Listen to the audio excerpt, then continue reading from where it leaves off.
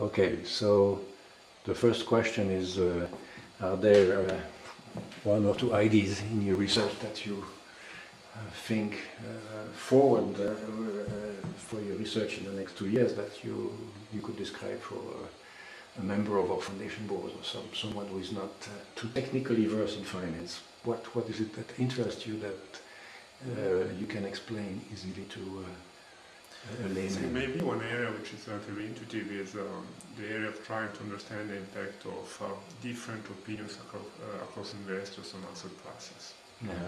So what we try to do there is to write first models which we can measure how heterogeneous opinions across investors is going to affect on premia, volatilities and option prices.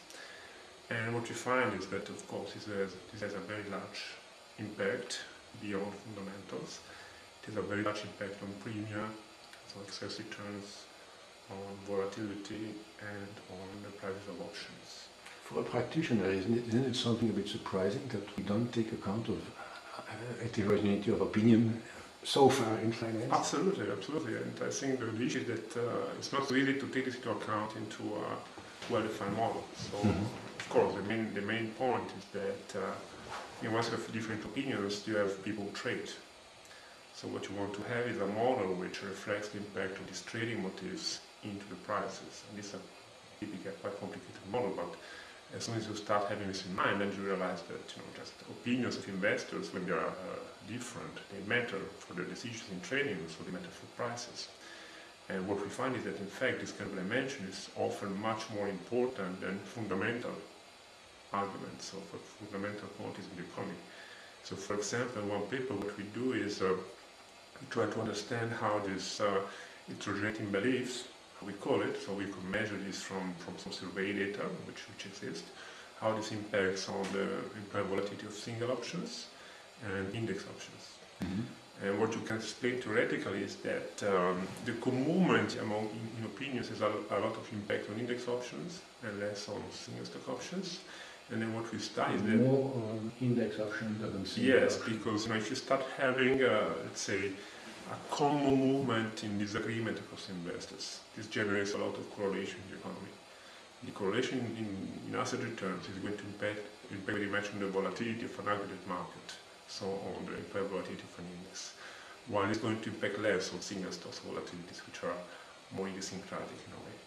Now, it turns out that many hedge funds play strategies to arbitrage the option market, so-called dispersion strategies. So you typically go short the index and you go long a package of single stocks, precisely in order to get in this correlation premium implied in the index.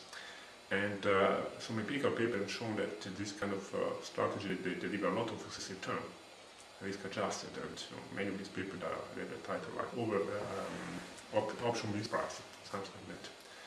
So what we actually show is that in fact you can interpret this excess return as a reward for being exposed to a risk of disagreeing investors. Of disagreeing investors, so different types of confidence and so on. And actually when you take the data and you measure this disagreement, you try to explain the excess returns of the strategy as a function of this additional risk factor, you need experiment. And this means that in the end what you can do is basically to use this agreement as your risk factor to define such kind of strategies. So concretely, for example, if you go short the index option and long this package of single stock options, one problem is to understand and to know which single stock options you want to take. Because if you take all of them, you have a lot of transaction costs and so on and so forth. It's a big problem for empirical purposes.